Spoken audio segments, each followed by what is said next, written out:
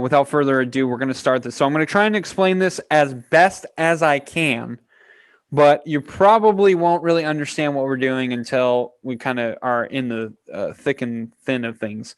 We're going to go division by division, just like what we did before the season started, where we were predicting the records. We're going to kind of just do a quick overview of the divisions. Then we're going to kind of go over, who we predicted was going to be in the playoffs. And then we each get one, correction, I'll say. Okay.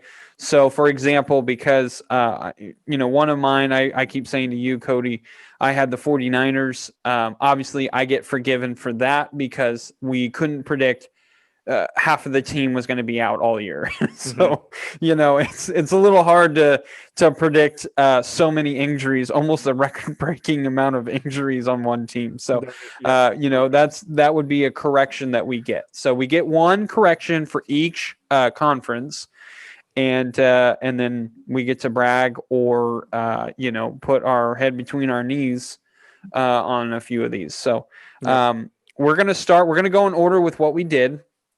How we started it last time. So we started with NFC North. That's who we started with. And Cody, why don't you go first? Why don't you go, however what order you want to go in.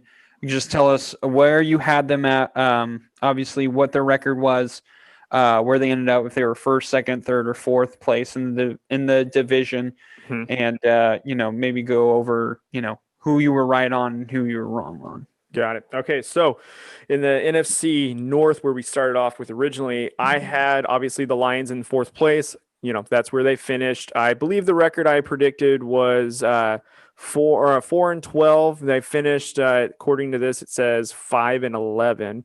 So, they won one extra game than what I predicted, but they finished in fourth place. The team that I got profusely wrong was I predicted Green Bay would finish third at 8-8. Obviously, they did not.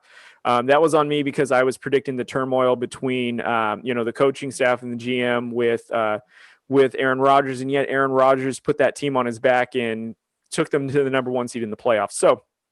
So that's where I went wrong.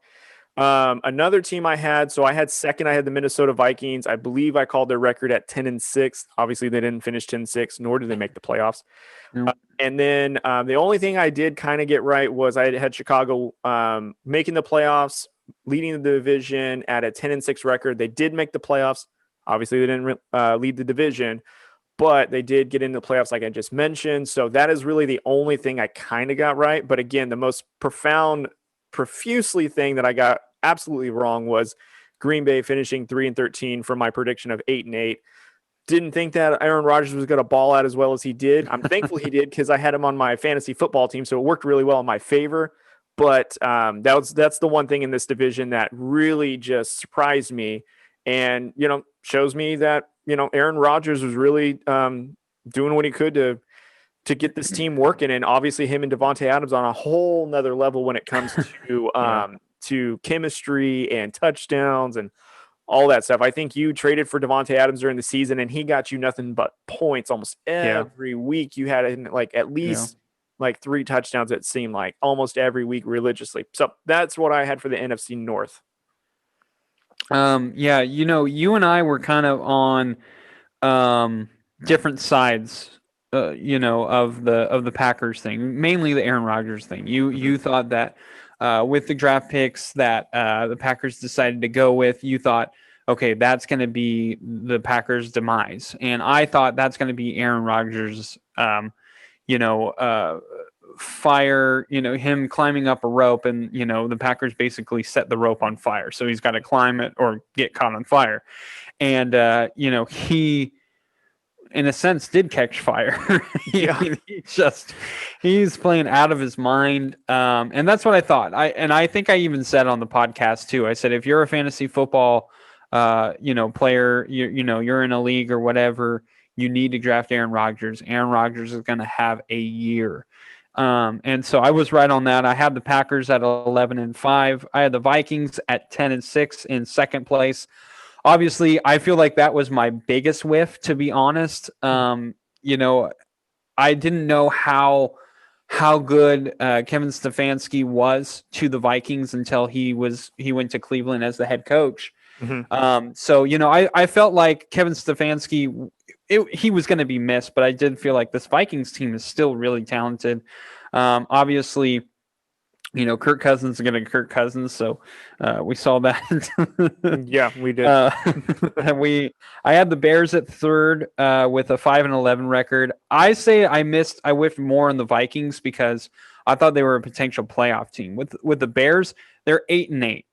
So them getting into the playoffs, to be perfectly honest, I wouldn't say is like, oh, I was completely wrong. Like, no one's looking at the Bears right now going, this team, they got hot at the right time. They're just saying this team snuck in. That's basically what they're saying.